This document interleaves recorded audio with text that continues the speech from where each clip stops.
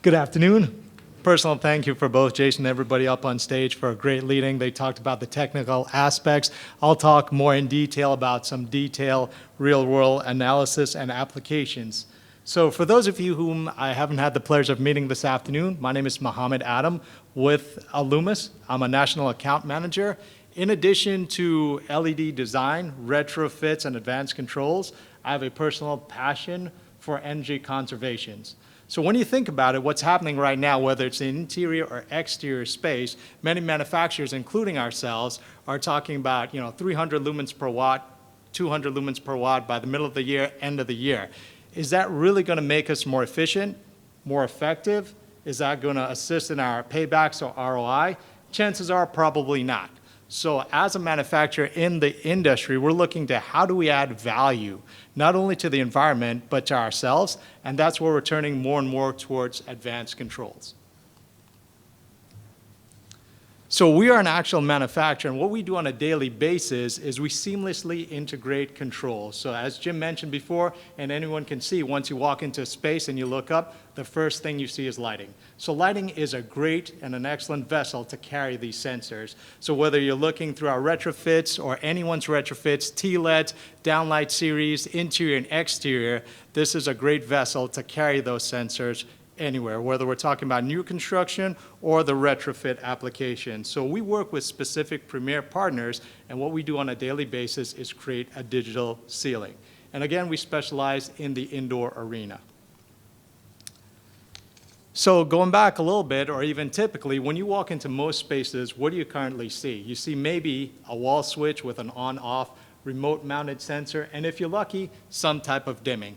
That's traditionally how it's been, and currently and trending quickly upwards, it's going to more a smart microsensor. So the smart microsensor, what it's going to do is a couple of the additional features is obviously daylight harvesting, grouping, asset tracking, stability lighting control, which plays a great role especially in retail, integration within your building automation systems, and space utilizations. So the trend has shifted from your simple on-off, moving directly into data-driven, therefore leading into additional benefits as well as savings.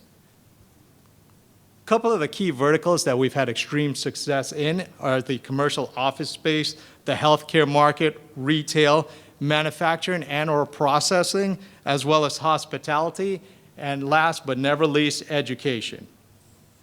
So what I'm quickly going to do now is walk into two different scenarios. These two scenarios are actually real, and they're happening right here in Florida. This is some IoT integration. So first, we're going to look into retail.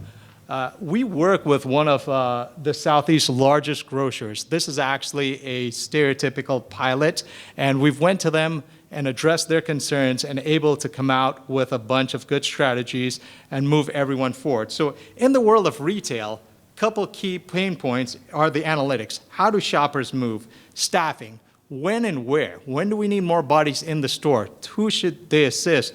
Why should they assist somebody? Shopper interactions. Are coupon machines really valid? Do we need more live demonstrations? Layouts, the best flow of traffic. We also talk about merchandise, when to rotate or add, and as well as engagement with specific brands or promos. And kind of going back to what Jason was mentioning earlier, everyone's always looking at the ROI. So the ROI is both on paper, tangible and intangible assets. If we look on the left-hand side, we see your typical retail grocery store at 3:05 p.m. A few hours later, it picks up, and that's the heat map. In the past, most retail environments have separate heat cameras, they have separate HVACs, lighting system, and have to maintain everything separately, utilizing more personnel and staff. When we've retrofitted or rehabbed this facility, it becomes more to the advanced solutions, the IoT, what we're talking about on the right-hand side. A couple quick things is that they will notice real-time data.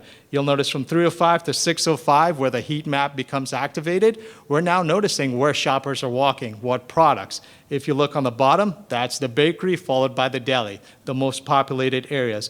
A manager can, in real time now, view his cash out lanes and notice that, hey, we need to send some more people up there.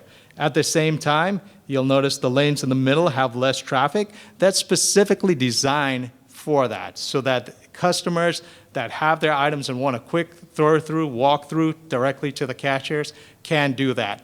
As they constantly change products on the end caps, or in particular, let me see if I can hit this, or in particular, on the end caps or a sample station, they're going to notice how long a person stays at one of those end caps, and then through the translation of SKU to transaction, be able to pick up on the product, then sell that through the marketing aspect. Furthermore, you think about it, it also has lighting outage. So if a light should go out, it can automatically brighten up the ones adjacent to it to help give some firepower to that. In addition, during low peak hours, the light levels can go back down. When we talk about foot traffic, and again, in real time, if the light levels need to raise, as well as the AC, you'll notice most retail stores are extremely comfortable because they're prepping for that. Again, with advanced technologies, the more bodies in there, this is going to be able to do that for you. So this is one of our applications with retail, and it goes into greater detail, but for the sake of time and for this particular application, this is currently being deployed in Florida. One of the other things that it does is with the bakery, it tells the peak time. So now bakers are able to put out fresh goods. They're able to fill the ovens with cinnamon water. So every time you pass by, you're getting a whiff of that, and it's going to entice you to come there. So multiple different applications. And again, I know most people on paper look at it as the final payback, but this is how we're able to sell solutions to our customers. The next one, which takes a greater chunk of our marketplace, is the commercial office. So this is an actual project that's being worked on in South Florida, initiated by Siemens, worth around $17 million. What we're talking about, when we worked with the end user, a couple of key things was asset tracking. This time, it wasn't just things, it was the people in the building. Many facilities right now, you can tell when somebody walks in, but you don't know which floor, you don't know if they've left, and if there's a fire, or God forbid, an active shooter, where they might be. Space utilization, what's actually occupied, what's vacant, what is the percentage of that? Third-party monitoring, now we're looking for additional rebates. So, and with energy reports, because you can't save what you can't measure. So we need something hard proof for whether it's a third party, it's a utility company, to show what exactly is going on. The best flow of traffic and geofencing. Typically, people are able to walk floor to floor, whether it's into a CEO's office, a conference room, stuff they may not or should not have access to. That's where we tackle geofencing, as well as integration, whether we're talking about your HVAC, we're talking about security, other systems that typically ran by themselves, we're now able to integrate it all in one. So again, kind of like the current options, when you walk into your traditional commercial or industrial space, you may see a sensor or two. The data is not granulated, and it's typically just an on-off. It doesn't do anything for you for data. It doesn't do anything for you for the comfort of your employees. So once we started with the new construction and rehabbing some of these buildings in play, that's where we're now starting to get the granular data of persons and things. This is measured in real time, and there's tons of analytical, depending on how you want to set your dashboard, reports that are available to you in real time. So for instance, if you want to see a head count at any given time, you're able to know who's physically in your building. And to add to Jason's point, if there was an active shooter, they would be able to tell who's an actual employee and guide them by the lights, and including smoke, to the safest exit or a panic room. So that's a couple things they've done. As far as space utilization, they have one building that is 5 stories tall, and they were looking to expand. But the biggest thing is, after 90-day studies, what we've seen is that they can consolidate their entire workforce, most of which is remote, to the first 3 floors, then lease out the top 2. So in addition to leasing out the top 2, that's going to prove cash flow positive. Another added benefit, you will also be able to, by the use of the badges, allow employees to certain access. So they are where they need to be, not where they perhaps want to be. We also work a lot with the integration side for task tuning. This is something that gives your employees or personnel out there comfort and control, because if different cubicles want different light levels at their desk, we're able to do that. We're able to set it and hold it, therefore increasing the comfort and the productivity of employees.